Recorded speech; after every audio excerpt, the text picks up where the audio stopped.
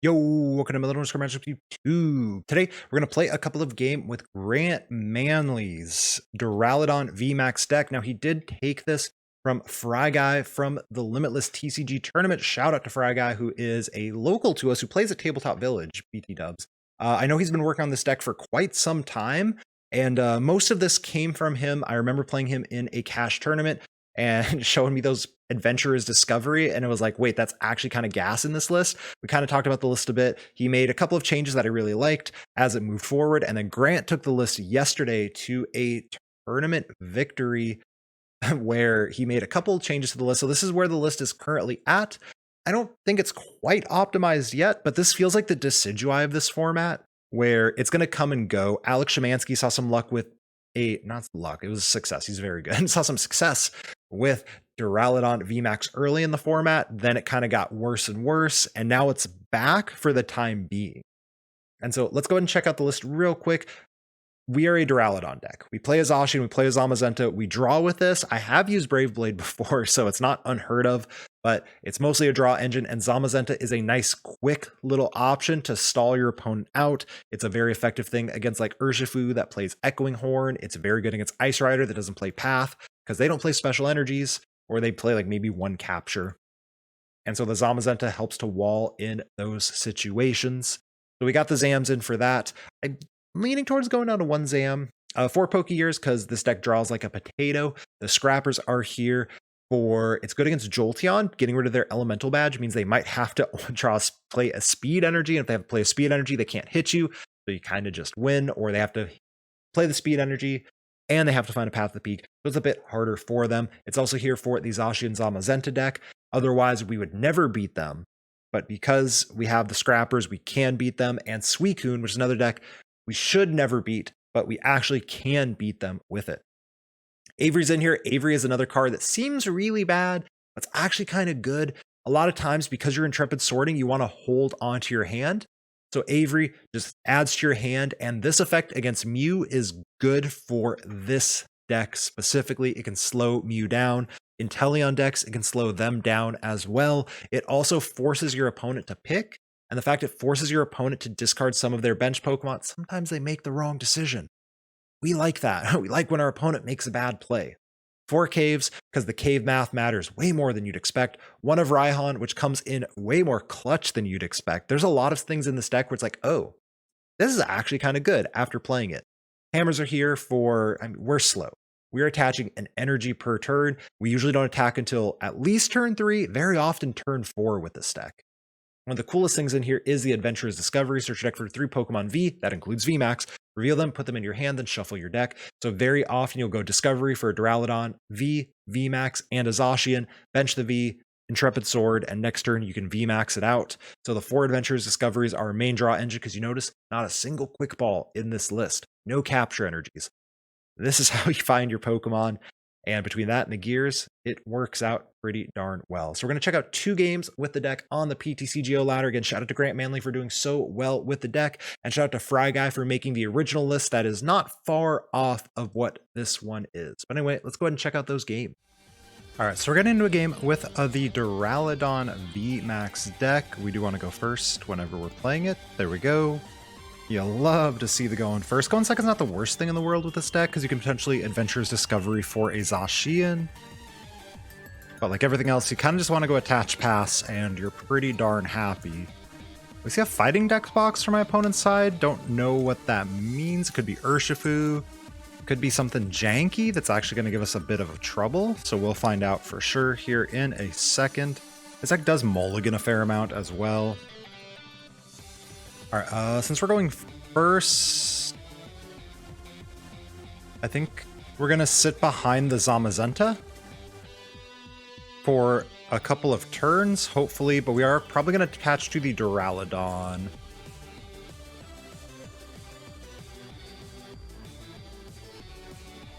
My opponent takes a look at our mulligans and figures out what we're playing. There's a Sobble. So I think we're going to go ahead and come here, attach, and pass.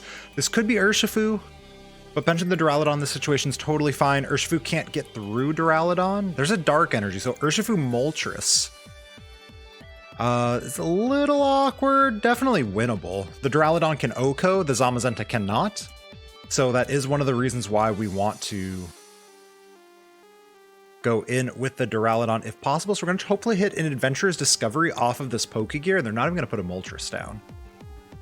Okay, Avery's in a good backup option, but let's check the Pokégear first. Take the Oak.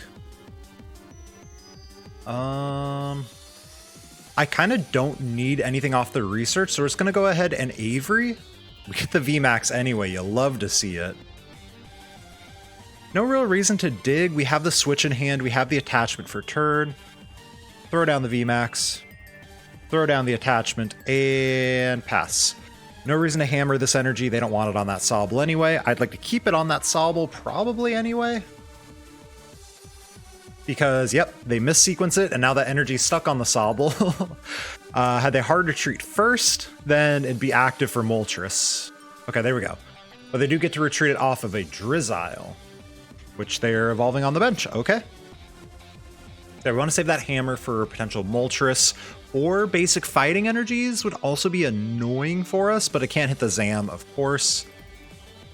And next turn, we'll see what we end up doing. We could attach to Zam and pass if my opponent's not applying any pressure. Otherwise, we will research. Because we have the switch in hand, we have the boss, and getting an energy on the Zam is kind of nice, because then we're going to start to threaten 2 attackers on the following turn. Not on the following turn, but we'll be threatening 2 attackers. Spreading energy also opens up Raihan out, which is kind of cool. The one of Raihan has been super clutch. Not clutch enough to play more than 1, probably, maybe 2. All right, do they got the basic? They do play basic fighting, but that doesn't matter unless they have a boss. Because Zamazenta is not Duraludon. They have 2 different abilities. There we go. They're going to scoop it up. They're going to go ahead and net. We do have the Crystal Cave. We have the hammer as well. And the switching card. Probably throw the Zamazenta back into the active slot. That's not a boss. And it's also important to note Gmax Rapid Flow does not go through Duraludon. And again, the missequencing by my opponent, that's not a boss. I don't know what... Do they think? They must have confused the Zamazenta and the Duraludon ability there. Because this thing's just going to sit there in the active doing nothing. And yeah, this energy should be in the discard. They get an energy in the discard anyway, and that's what we save the hammer for. Like I said, Moltres makes this not an auto-win. The Melanie version is essentially an auto-win because they don't have something that hits quite so hard. Yes. Go ahead and hit him with the hammer. We want to get that energy off of the benched Moltres. We do. It is going to get it back, but it does hopefully set them back a turn. We're going to throw down the Crystal Cave to keep this thing in the active. Attach and pass. We're going to play it slow. I don't think we have to go faster than this. We're throwing the cave down now to keep it in the active, as well as, I don't know if they play more than 1 stadium. They might. We'll be able to heal off these quick shooting pings. Of course, like I said, I'm assuming they play like 1, maybe 2 stadiums, and forcing them to go get that second stadium is kind of nice. And like I said, keeping this thing in the active is also kind of nice for us. Energy search likely, yep. Powering up the Moltres is definitely correct on their end. Ooh, interesting. That's a couple of those now in the discard pile. Choosing not to attach it. They have a Moltres in hand. We know that from earlier. Always keep track of your opponent's hand when you can.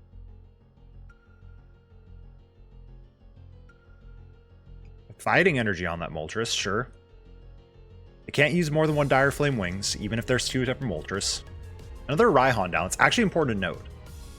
They might play a 3rd Raihan, but that is one of the ways they can power up a Moltres in a single turn between Raihan, Dire Flame, and Attach.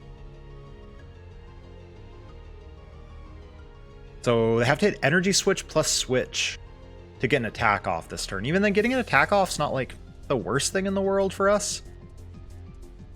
Because we're going to want to put down another, what's it called? 9, 10, 11, yeah. We're gonna watch another Duraludon at some point. It's fine.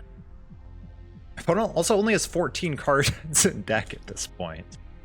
So there's only so much they have left. Oh my gosh, I didn't even realize they've played that many cards. I think they're playing it properly. I got 4 research down, so that makes sense. I mean, I guess some questionable stuff, but they're playing it properly. They're just being very aggressive, not something you usually see out of an Inteleon deck.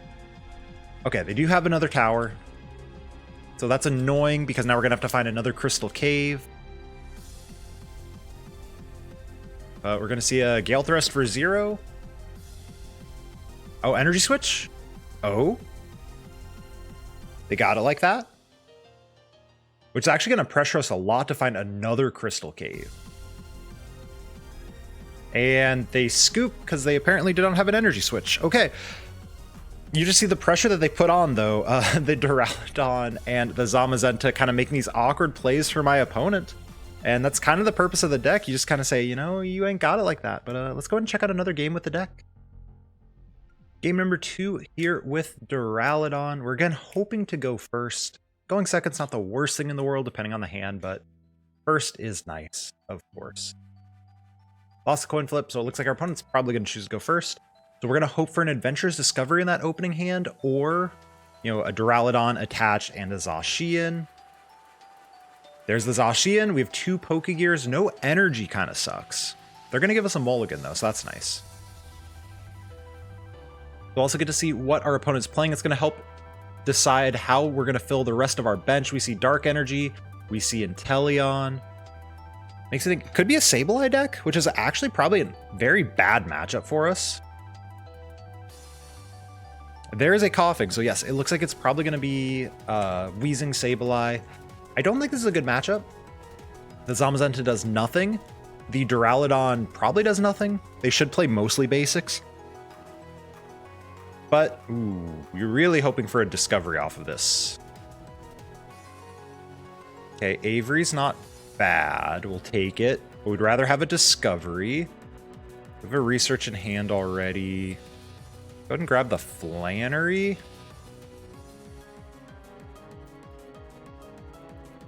The boss could have been better there. Hit the Avery into a Duraludon. No. Yeah, hate to see that. It's another VMAX. Uh-oh. This is not great. Unfortunately, we can't research. I mean, we can research this hand, but we probably lose. Okay, that's fine. So they're going to get down the Wheezing, but it's so slow. We still have time to set up. There's the Adventurous Discovery. Unfortunately, we do lose Intrepid Sword now. Discovery, we're going to go 1 and 2 and 3, I believe. The other Zacian's not, like, terrible. We'd have to get one of our bosses in order to get value out of it. Let's go there. Bench. Attach. I'd love to sword, but instead we're going to hit the pass button. Or the done button, I guess. The Zacian's going to start taking damage, but, like, not terrible. So if this is Wheezing Sableye, which it definitely looks like it is, we should be able to drop our Crystal Cave pretty safely because they don't really play very many stadiums.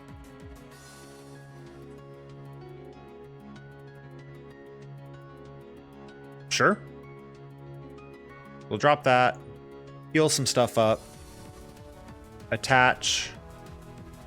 Go on Adventures again. We're going to grab 1 and 2 and 3. Get some stuff out of the deck. And hit him with the pass button. So pretty slow start without Intrepid Sword, but that is the purpose of the Wheezing deck is I'm going to hope Wheezing bricks you, and if it does, I win. And that sure is what is happening to us now. Moltres is fine. That's just a free 2 prizes for us if we ever get it set up. Okay, Oak's kind of cool. We're going to lose a 1-1 line, but I don't think we care.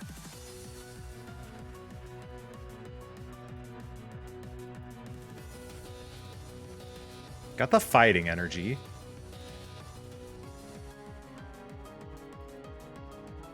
I actually think we're going to go here.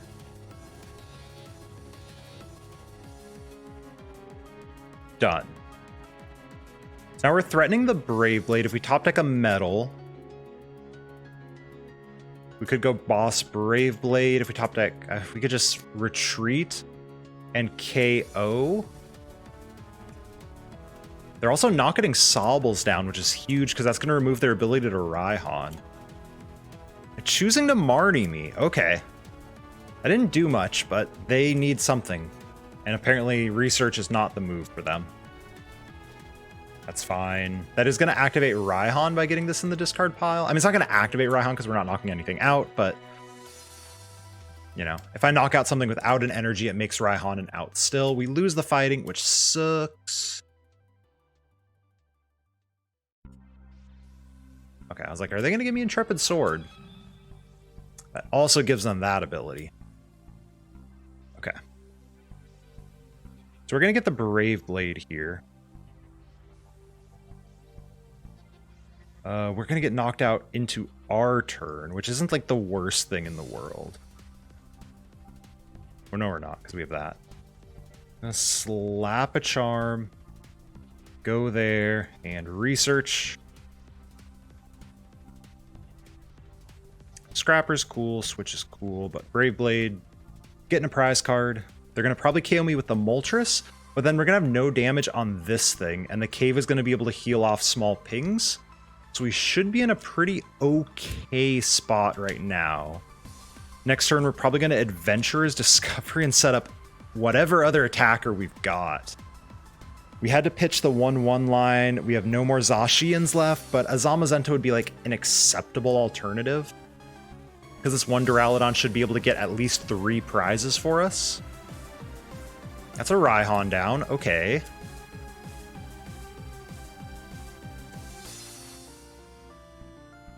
We have the boss in hand too, just in case they pull off any shenanigans this turn. Or they try to shenanigan us, like passing. Like bump the stadium plus pass. It could start quick shooting, but like I said, we're able to get that off with the Crystal Cave. So they need to set up more Sobbles to do anything of real substance, or they're going to need to have multiple nets on that goon, plus a pretty big turn next turn.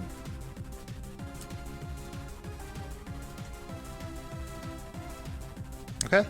No Sobbles is huge. It just makes it hard for them to actually KO this next turn. Technically possible, depending on their list. Hit him with a cave. We're going to go here. How many Marnies are they down? They're down 2 Marnies. I think we actually grip the Adventurer's Discovery. We don't want to bench anything quite yet. And Gmax Pulverization. Next turn when we can attach an energy, we're going to bench it. But I don't want to bench something without an energy. It's going to just get damage that it doesn't need. Okay, there's an attack or 2. It's likely going to see an evolve. That's fine. Actually, we're just going to go KO that next turn. Most likely. If they could Marnie us. They could Marnie us out of these bosses. And then we have 1 boss left in the deck plus 1 gear, because this thing's going to go to the bottom if they Marnie us. Yep, there's the Marnie. But they need energy and wheezing off of this. And even if they get it, we're not like in the worst spot in the world if we get an energy attachment on a poke.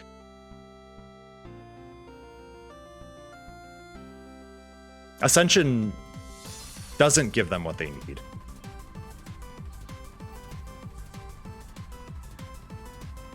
That's fine.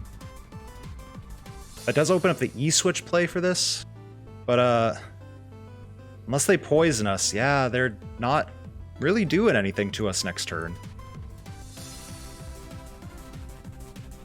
Okay, energy's huge, so we're going to play the Pokégear. Hope to hit...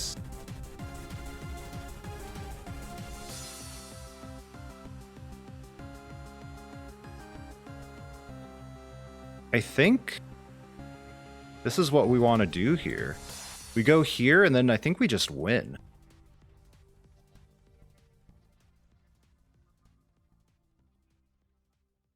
Unless they have, like, the absolute nuttiest of hands. Which is Sableye, Raihan, quick shooting, and, like, some nets. Yep, there's the scoop. All right. What should have been a pretty bad matchup turned out to be okay. The Crystal Cave did its job. We had time. We're a slow deck. We outslowed the slow deck. So hopefully you enjoyed the gameplay. That was kind of a fun one to play. I'm not gonna lie. I've been really enjoying this deck after watching Grant play it. Remember to like, comment, subscribe, all the other YouTube stuff, and I'll catch you all in the next video. Peace out.